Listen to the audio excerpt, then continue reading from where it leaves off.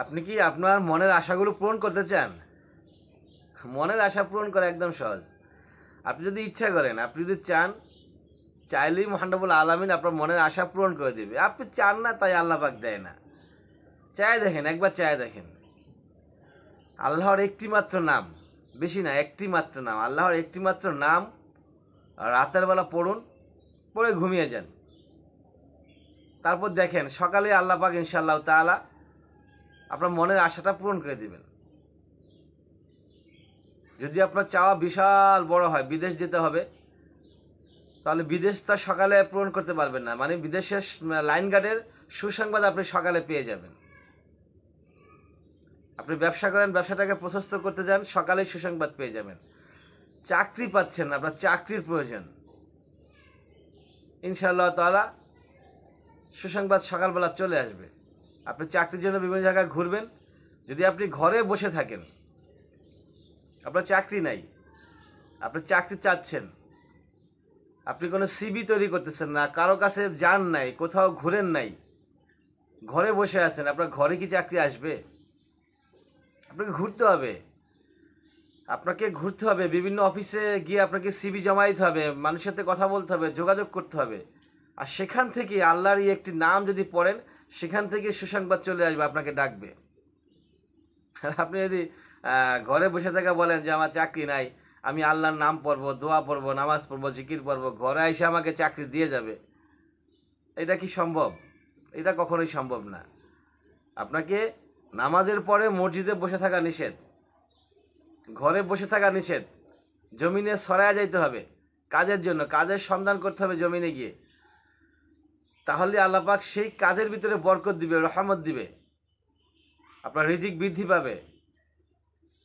আর যদি আপনি ঘরে বসে থাকেন, আপনার উপরে গজব নামে আসবে, শয়তান ভর করছে আপনার উপরে, সেজন্য আপনি ঘরে বসে আছেন। তো যাই হোক, আমরা যেই দোয়াটার কথা বলছিলাম, যেই নাম মহান রব্বুল আলামিনের একটি নামের কথা বলছিলাম, সেই নামটি আমরা রাতের বেলা পড়ব ঘুমানোর পূর্বে। প্রথমেই নামটি পড়ার আগে অবশ্যই আমাদেরকে পবিত্র হয়ে নিতে হবে। আমি অজু টজু করে তারপরে বিছানায় আসব।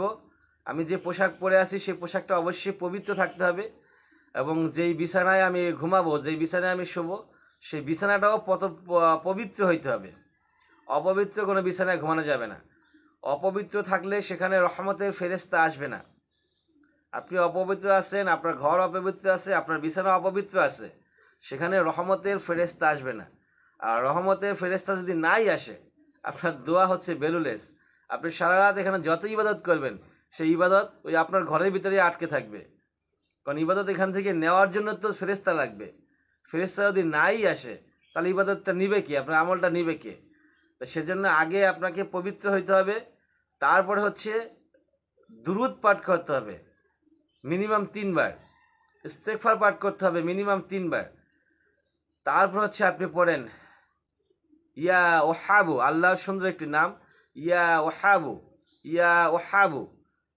বেশি থেকে বেশি পরিমাণে পড়েন, যতক্ষণ আপনি শুয়ে আছেন, যতক্ষণ ঘুম না আসে, যতক্ষণ ঘুম না আসে ততক্ষণ চোখ বন্ধ করে পড়তেই থাকেন, পড়তেই থাকেন, ইয়া ওহাবু, ইয়া ওহাবু।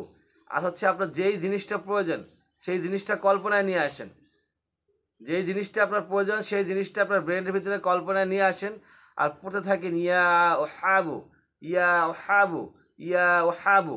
ইনশাআল্লাহ তাআলা যদি আপনি পড়ার মতো পড়তে পারেন, তাহলে সকালের মধ্যেই সুসংবাদ পেয়ে যাবেন। ওয়া আখির দাওয়ানা আলহামদুলিল্লাহি রাব্বিল আলামিন।